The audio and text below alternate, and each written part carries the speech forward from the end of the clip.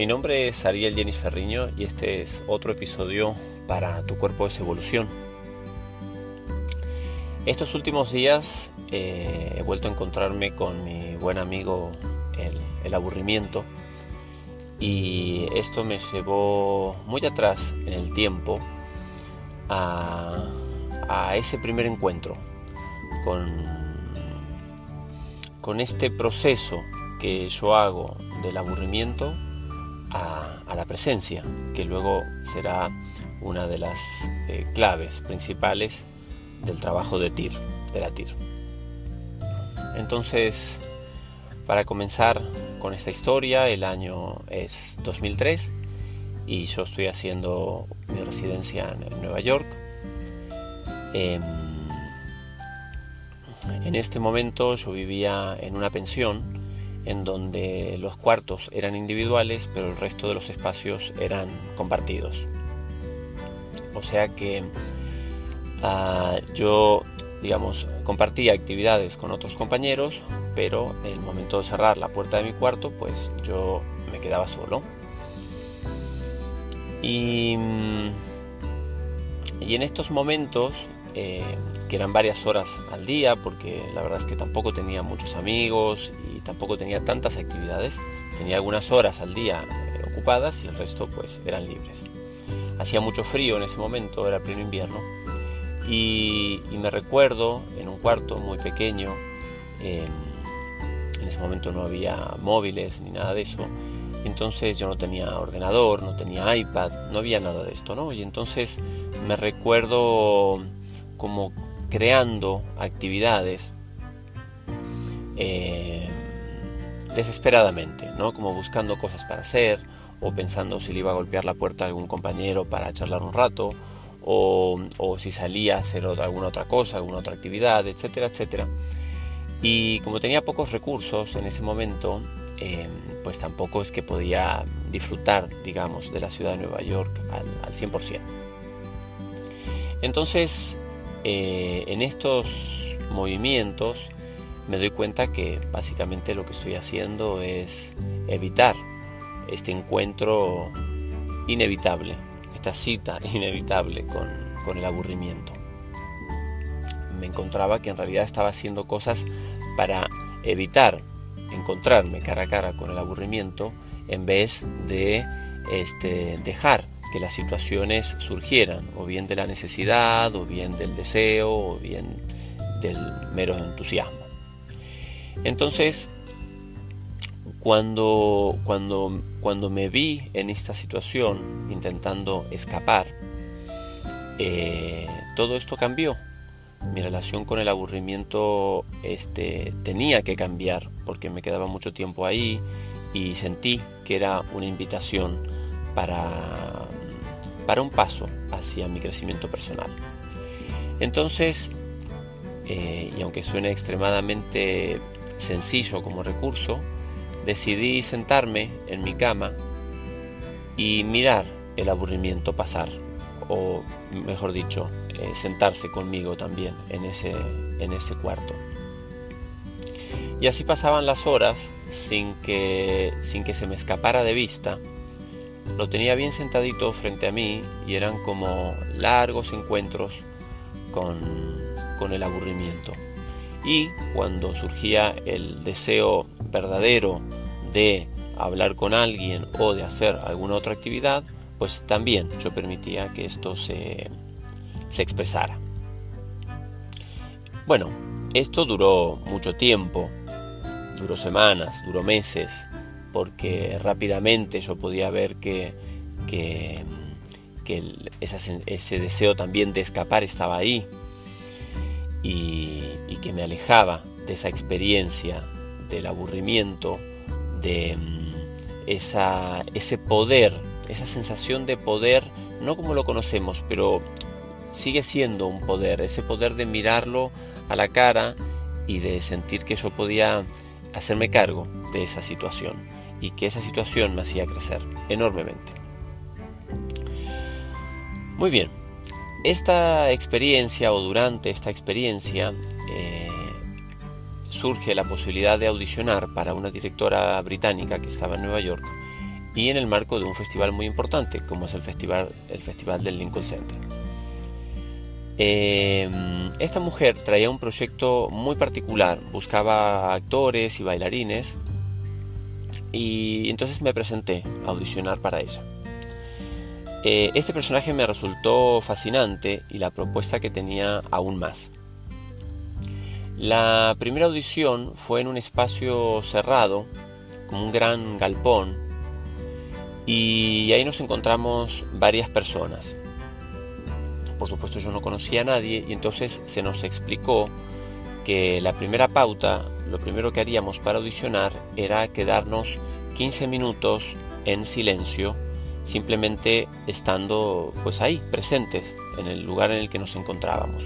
Podíamos movernos, pero no podíamos interactuar de ninguna manera.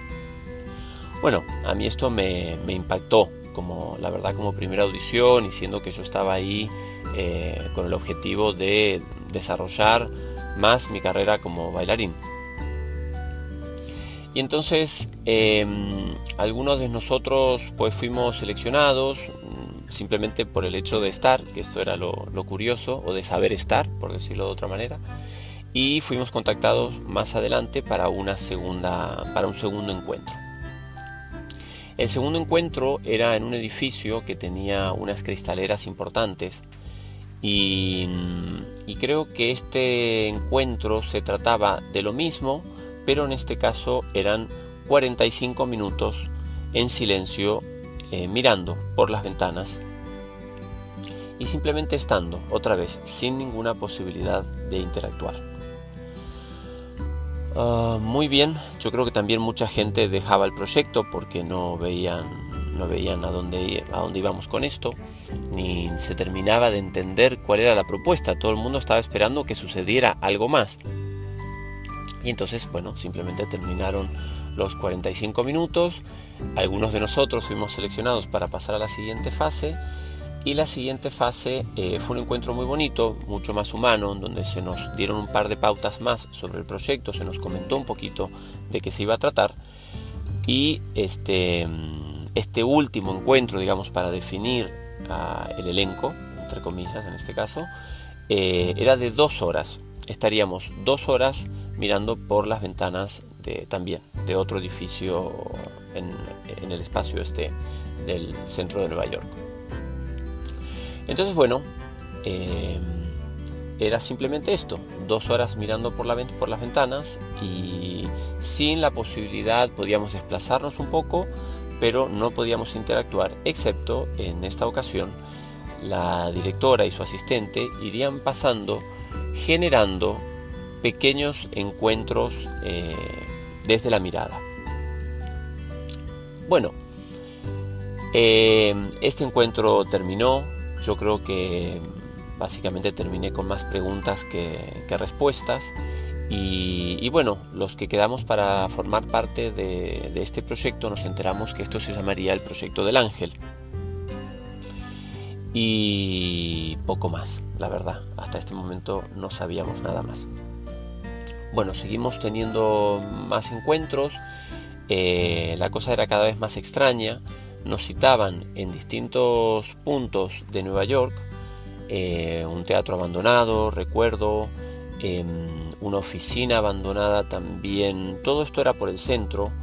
El teatro estaba en Times Square y era un teatro, que no se utilizaba en ese momento para nada. Otras personas fueron convocadas a una estación de buses, creo, y así. A mí se me probó, digamos, como artista, digamos, en distintos espacios, y esta mujer la verdad es que tenía una mirada muy particular de lo que quería, y tampoco le interesaba demasiado hacerse entender, explicar más cuál era su propuesta. En otro de los encuentros,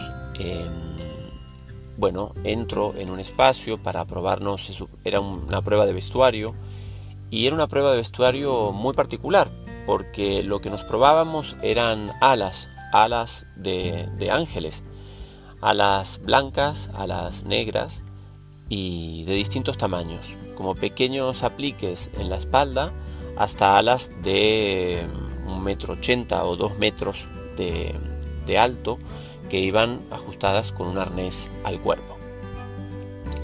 Esta mujer nos hacía probar distintos conjuntos de alas y bueno, básicamente ella con sus asistentes iba decidiendo cuál era el set de alas, digamos, que iba mejor con esa persona, con el lugar que también se había decidido para esa persona, bueno, y así se iba definiendo un poquito cuál era la propuesta. Para cuando todo esto terminó, empezamos a entender de qué iba este proyecto del ángel.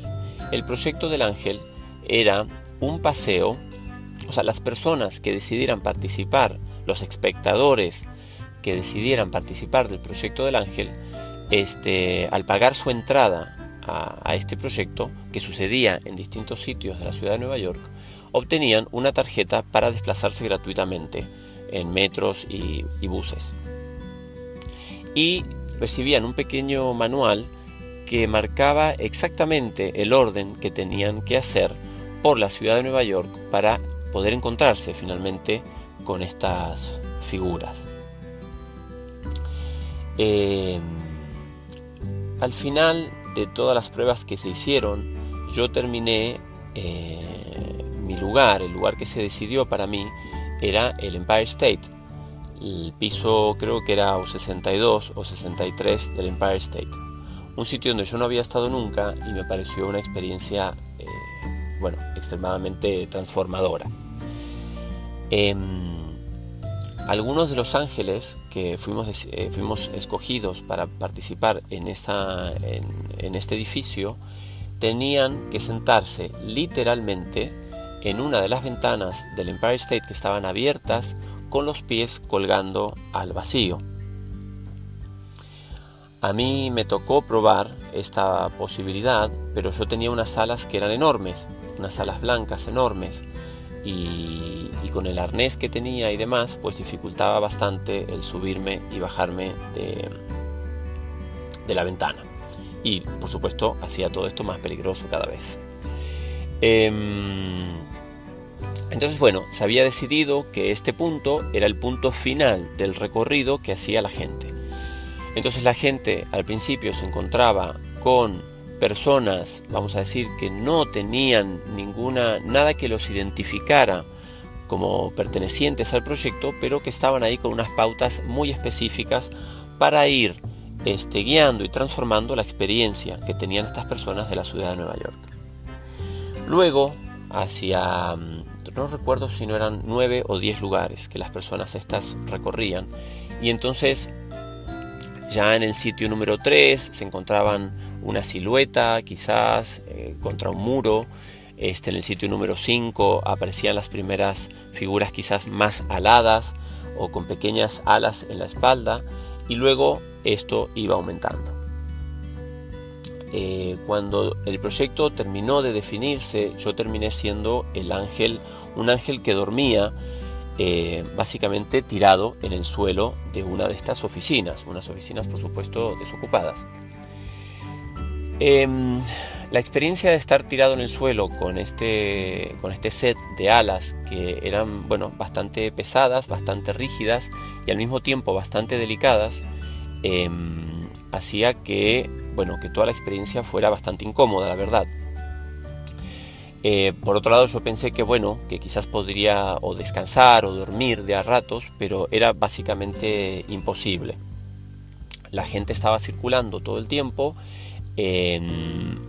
y la sensación de estar tumbado en el suelo con los ojos cerrados mientras la gente pasaba terminando su recorrido, un recorrido que para mucha gente era particularmente mágico, pues esto también tenía cierta carga. Básicamente lo que yo recibía en esos momentos era como una descarga emotiva enorme de las personas que sabían que terminaba su recorrido por esta ciudad, con estos encuentros bastante fantásticos. Entonces